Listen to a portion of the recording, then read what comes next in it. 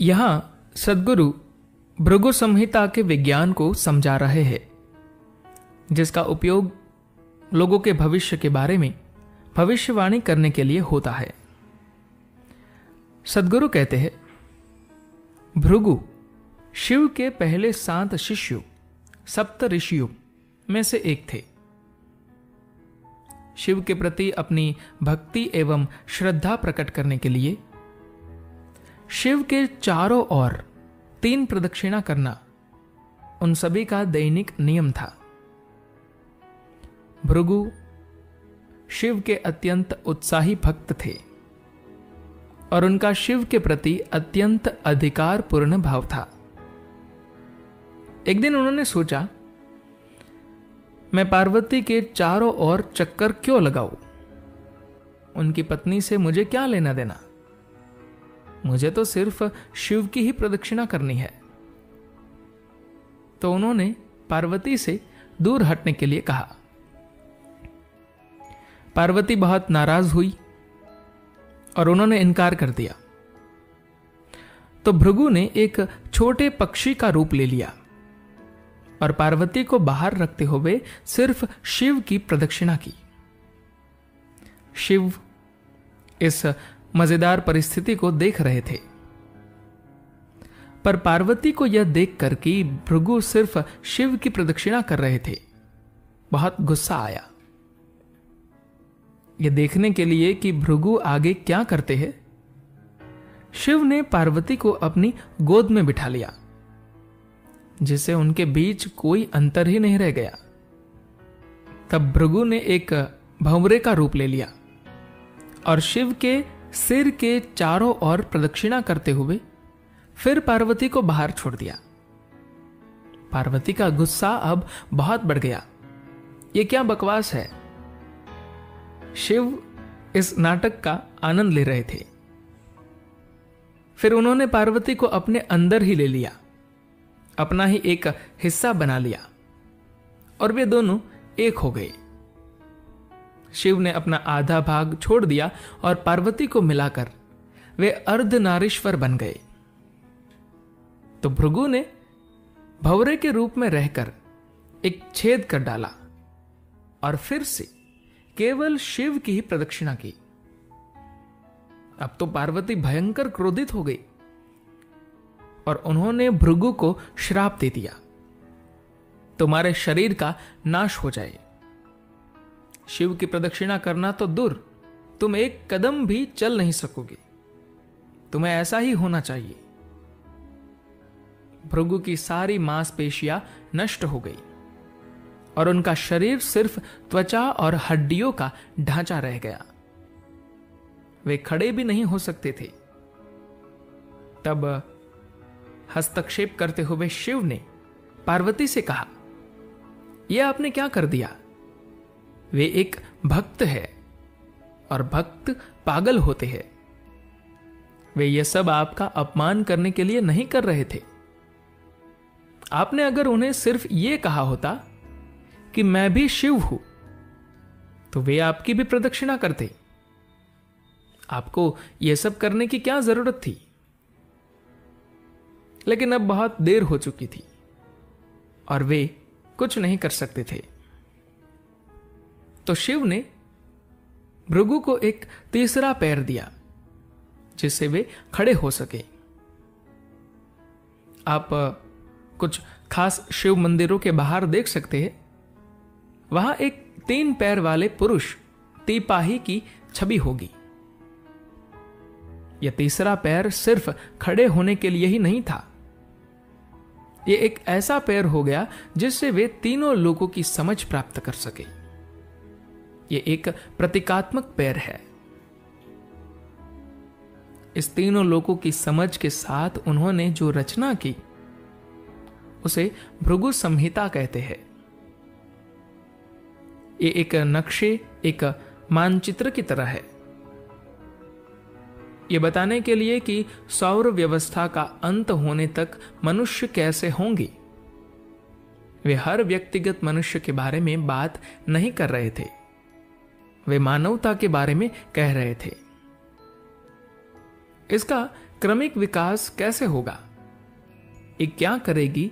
किस प्रकार के मनुष्य आएंगे और अलग अलग प्रकार के समुच्चय, मेल और जोड़ तथा क्रम परिवर्तन पर निर्भर करते हुए उनके सामने कैसी परिस्थितियां आएंगी? एक उपमा के तौर पर मान लीजिए आप हवा के बहाव प्रवाह का एक चित्र बनाते हैं, तो आप जानेंगे कि ऊंचे और नीचे दबाव वाले क्षेत्रों की स्थिति के हिसाब से हवा का प्रवाह कैसे होगा। उसी तरह से भृगु ने मानवीय चेतना का एक नक्शा, मानचित्र बनाया कि कोई मनुष्य किस प्रकार के गर्भ में जाएगा, क्या होगा, आदि आदि। उन्होंने इसे बहुत विस्तार से बनाया और कुछ लोगों को इन नक्शों को पढ़ और समझ सकने के लिए प्रशिक्षित भी किया। एक विस्तृत नक्शे को पढ़ने, समझने के लिए प्रशिक्षण की आवश्यकता होती है। अगर आपने वैमानिक यानी कि हवाई जहाज से जुड़े नक्शे देखे हो, वे बहुत जटिल होते हैं। धरती गोल है, लगातार तेजी से घूम रही है, समय क्षेत्र बदल रहे हैं। इन सब बातों का इन नक्शों में ध्यान रखा जाता है। जो इन्हें पढ़ना समझना जानता है वह 2 मिनट में आपको सब कुछ बता सकता है, जो भी आप जानना चाहे। अगर आप इस बारे में प्रशिक्षित नहीं हैं तो आप इन पर कई दिन बिताकर भी कुछ नहीं जान पाएंगे। इसी तरह से भृगु ने कुछ ऐसे लोगों को प्रशिक्षित किया जिनमें सहज ज्ञान, अंतर्ज्ञान का ऐसा आयाम था कि वे इन नक्शों को पढ़ सके, क्योंकि यह कोई तर्क प्रधान मामला नहीं था। जब आप इन लोगों यानी भृगु संहिता जानने वालों को उनके सामने बैठते हैं तो वे आपके भूत और भविष्य को नहीं देखते, वे सिर्फ एक मानचित्र पढ़ रहे होते हैं, एक सहज ज्ञान का नक्शा, और वे पता लगाने की कोशिश करते हैं कि परिस्थितियां किस प्रकार से बनेगी। जरूरी नहीं कि यह जानकारी हर समय सही हो, क्योंकि यह पढ़ने वाले व्यक्ति की सक्षमता, विशेषज्ञता पर निर्भर करता है। हर कोई एक ही तरह से पता नहीं लगा सकता, लेकिन मूल विश्लेषण सही होगा। उदाहरण के लिए हवा के दबाव, आर्द्रता और अन्य तत्वों को देखकर मौसम विज्ञानी यह भविष्यवाणी कर सकते हैं कि वर्षा होगी, लेकिन यह हमेशा 100% सही नहीं होती। यह थोड़ा इधर उधर हो सकता है कि वर्षा यहां होने के बजाय वहां हो, क्योंकि प्रकृति में चीजें इधर उधर होती है।